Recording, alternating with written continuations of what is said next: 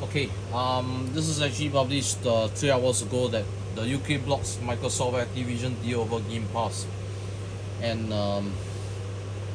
they say the Xbox and Call of Duty makers say they will appeal the decision. So it's the UK's Competition and Markets Authority announced its decision to block Microsoft's $69 billion acquisition of Activision on Wednesday, citing concerns it will hurt competition in the growing cloud gaming market when Microsoft dominates things to Game Pass. It's a shocking turn of events for what seemed like a mega major that was otherwise cruising toward regulatory approval. We have concluded that the merger will result in the most powerful operator in the fast developing market for cloud gaming. With a current market share of 60 to 70%, acquiring a portfolio of world-leading games with the incentive to before those games from competitors and substantially weaken competition in this important gaming growing market. CMA wrote in its final report, both Microsoft and Activision say they will appeal the decision. One seemingly likely result of Microsoft buying Activision Blizzard will be the latter's hit games like Overwatch 2, Diablo 4, Call of Duty Modern Warfare 2 will all get added to Game Pass. The CMA argues this will give Microsoft, already the market leader in cloud gaming, even more anti-competitive control. It also suggests that the company will have an incentive to raise prices on cloud gaming subscription services like Game Pass, while potentially withholding certain releases from some rival platforms like Sony's PlayStation Plus. Microsoft tried to assuage these concerns in recent months by signing tons of deals with smaller cloud computing providers in the UK, promising to make Activision's Blizzard's games available through them alongside its own xCloud service. The CMA seemed unsweet by these overtures, however, calling Microsoft's proposed remedies too limited in scope, implying they will have leave out competing services like Sony's, and that enforcing the agreements would require too much ongoing regulatory oversight. We have already signed contracts to make Activision's Blizzard's popular games available on 150 million more devices, and we remain committed to reinforcing these agreements through regulatory remedies, Brad Smith, Vice Chair and President at Microsoft, said in a statement.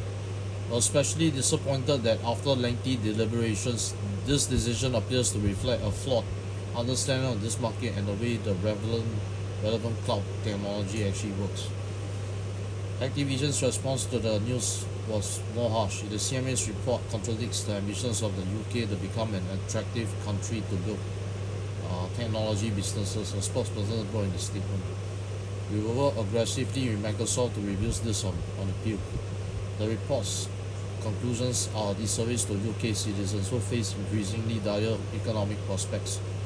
We will reassess our growth plans for the UK. Global innovators large and small will take note that despite all its rhetoric, the UK is clearly closed for business. That language echoed Activision CEO Bobby Kotick's previous claims that the UK will become Death Valley if it torpedoed the deal, which promises huge financial windfalls for him and other executives at the company. The merger is still investigated by authorities in the European Union, who are expected to announce a decision in May, and the Federal Trade Commission is currently threatening the acquisition with an antitrust lawsuit. It's unclear how the CMA's initial surprise ruling could affect approval in the US and EU as a result, since failure in any one of the regions could likely doom it. Okay, this is another article from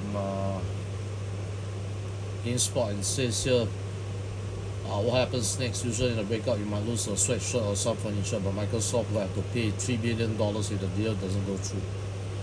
Okay, Microsoft is in the process of attempting to complete one of the biggest acquisitions in history, a $68.7 billion payout by Call of Duty company Activision Blizzard. The deal has been cleared in a number of countries already, but in a major blow to Xbox, the UK's Competition and Markets Authority announced on Wednesday they will block the deal due to concerns about cloud gaming. The CMA initially held concerns about the console marketplace before reconsidering. However, the cloud market proved to be a sticking point. The decision was a shock to many industry watchers who believe the CMA will give it a green light. Microsoft and Activision Blizzard are already in the process of appealing and pushing to get the deal done. But what if after all of that the deal still doesn't go through? So what happens next, and how Microsoft could be on the hook to pay billions in a breakout fee. They said in a statement following the CMA's announcement, Activision said it will work with Microsoft aggressively to reverse the decision on appeal.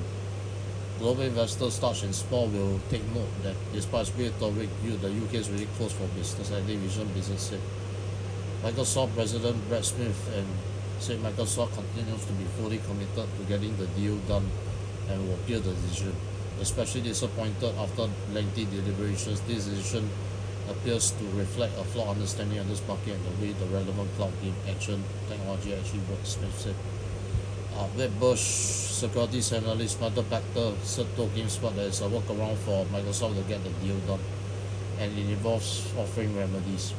Pachter said Microsoft might be able to convince regulators to give the go-ahead to the deal by keeping Activision content of Game Pass in the UK and agree to keep Game Pass prices stable in the UK. The two things Microsoft can do to address the UK's concerns are number one, carve out Game Pass in the UK and keep all Activision Blizzard content off the service.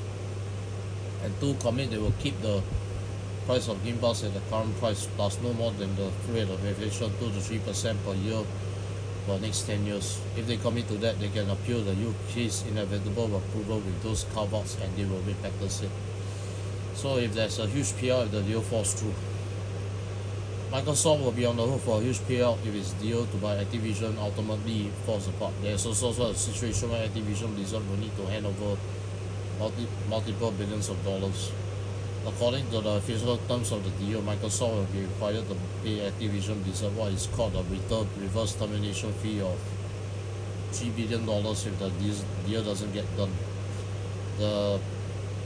The payment to Activision Blizzard would have been $2 million if the termination notice was provided before January 18, 2023, or $2.5 billion if that happened between then and April 18, 2023. The reverse termination fee is now the highest it could be, $3 billion, because any such termination notice would happen after that date. Should Activision Blizzard be the party to cause the deal to go south, it will pay Microsoft a termination fee of $2.27 million. There are various conditions that could trigger this payment to Microsoft. Activision Blizzard materially breaching its agreements, or Activision Blizzard stockholders failing to agree to the sale. That last point is moot because Activision Blizzard shareholders have already said yes to the buyout. So it says here, should Microsoft have to pay the $3 billion breakup fee, it will be game over for the technology giant. Of course, after all, Microsoft generated $53 billion in revenue and $18.3 billion in profit in the last quarter alone. As of March 31st, Microsoft had a whopping $104.4 billion in cash on hand. Still, the deal closing will be bad news for Microsoft. Some have theorized about what Microsoft could do with the $68 billion they plan to spend on Activision if the deal craters, such as more aggressively pursuing time exclusive for Xbox and Game Pass. But that is all speculation at this point. The Activision's Blizzard stock price has fallen more than 10% today, April 26, following an announcement of the CMA's decision.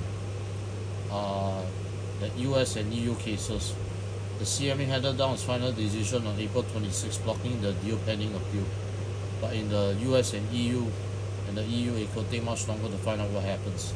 The FTC is suing Microsoft to try to block the deal. An evidential hearing is set for August 2nd, 2023. The email commission, meanwhile, is expected to hand out its final word by May 22nd. Experts have pointed out that Microsoft proposed the deal amid the pending lawsuit with the FTC, and that would seemingly complicate matters further. The deal can close while in litigation with the FTC, but they will have to keep the businesses separate until they win their appeal. That should take no longer than a few months, Spectres told GameSpot. If Microsoft wins on console in the UK and the EU, the FTC will definitely lose in court, and my guess is that they will drop the challenge altogether. Pachter said Microsoft is not walking away from the deal and will pursue remedies in court if any of the agencies takes it that far. There's no lessening of competition if Microsoft continues to support competitor consoles, so no issue that any regulator can win on.